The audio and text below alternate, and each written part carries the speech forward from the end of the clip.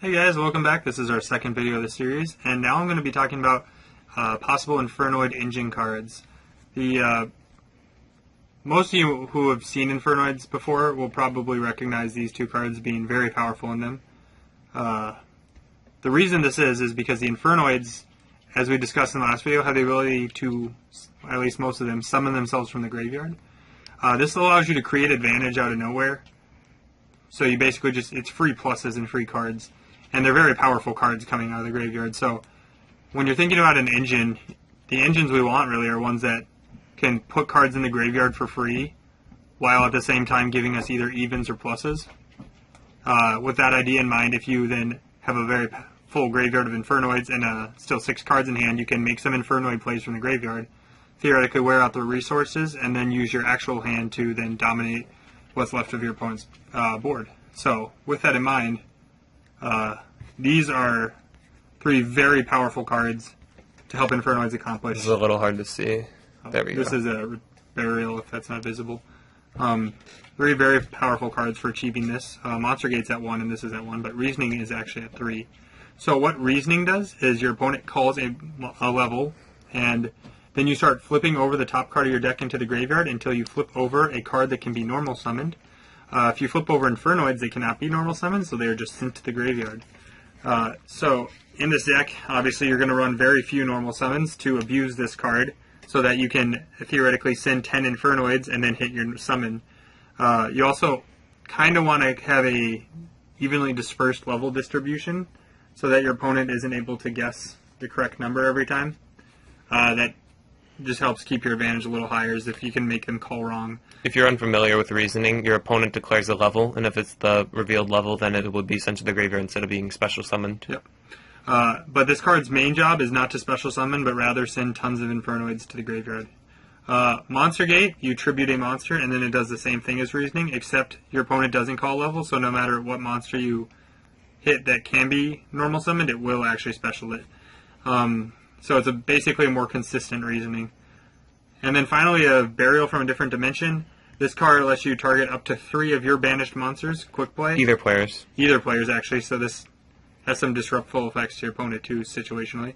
But return them to the graveyard. So Infernoids banish to summon, banish other Infernoids to summon, so this returns them and fuels your graveyard a little bit more and fuels your plays. It can be a very clutch top deck. Nice, top draw. Anyway, so these are very powerful and are in most Infernoid engines I've seen. It's actually, so it'd be 5 cards with the Reasonings. This one is a bit more iffy, but definitely these 4 for sure are used in most Infernoid engines I've seen. The next very potent engine that a lot of players turn to is the Lightsworn engine. So, Charge of the Light Brigade was just brought to 2. This card mills 3 cards from the top of your deck for cost to add 1 Lightsworn from your deck to your hand.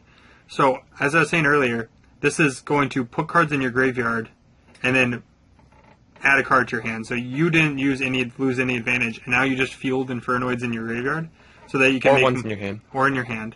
So now you can make more plays with the same amount of cards. So this basically just opens up your options and gets your Infernoid engine started. In addition to that, the cards it adds are Lightsworns, which, as you will know, all have effects that involve milling cards from your deck to the graveyard, which furthers the cause of putting more Lightsworns in there. Not to mention Infernoid names, not Lightsworns. Yeah, Infernoid names, my bad. Not to mention all the Lightsworns are actually very great cards. A lot of the ones are. Specifically the ones we use. Specifically these 3. Another really good one I used at Nats this year was Aaron for the Necroz lock. That probably won't be relevant much anymore, but honorable mention. These 3, though, are all very powerful. Lila may be more on the side, but definitely Raiden in the main for sure. And then some people choose to also play Lumina because she opens up tons of OTK possibilities. And also lets you... So her effect is to discard 1 card to special a Lightsworn from your grave. And discarding Infernoids isn't really actually losing you advantage in a sense, because you can still make plays with them from the graveyard because they can summon from either the graveyard or the hand. So an Infernoid in the hand and an Infernoid in the graveyard are practically the same thing. As long as they're the level 5 or higher ones. As long as they're the demi bosses or boss bosses. So yes. So the Lightsworn engine is also very commonly used in most Infernoid builds. Alright. Non-Lightsworn milling engine monsters. Here are 3 very good ones. They each do things slightly differently, and each have their own merits and negatives, I guess.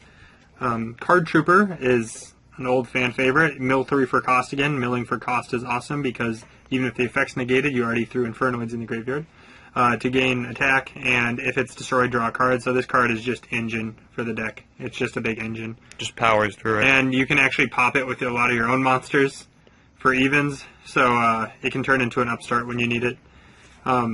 Mathematician only sends 1 level 4 or lower, but it also gives you the choice of what card you send, so it's making your card you're putting in there a little more meaningful because you know exactly what card's going to go there.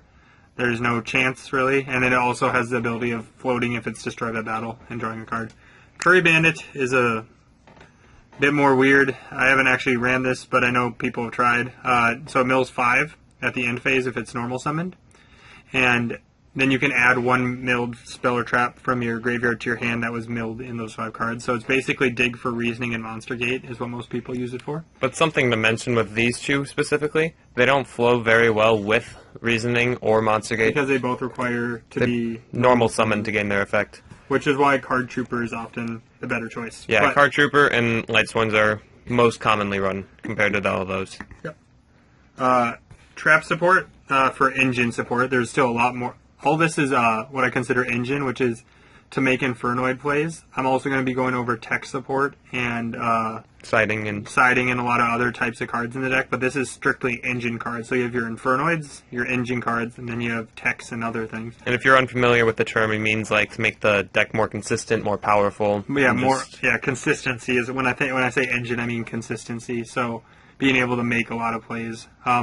So this is actually supposed to be a Needlebug Nest, which is just a trap that says mill 5 cards from your deck to the graveyard. I personally not a huge fan of this card because it's just top of the deck, by the way. Top of the deck, yep. It's a straight -1, but some people really like it because it does mill 5 cards, which can be a lot, and it's Chainable Trap. This one I like a little bit more. It's a newer card, and it says target 1 card monster in your opponent's graveyard, return it to the deck, then you can send 1 fiend from your deck to the graveyard. So this is a really good disruptor for pretty much every deck except Clifford's. You can maybe screw up their play and then dump a demi-boss or a boss that you need from your deck specifically that you might not have milled yet. So it's a pretty decent engine card. Disrupts your opponent while at the same time stocking your graveyard. So overall, pretty good card. So those are currently the best engine cards that I know of. I'd always like to hear your guys' opinions. Next I'm going to go into non-engine cards for the deck. And I'll see you guys then.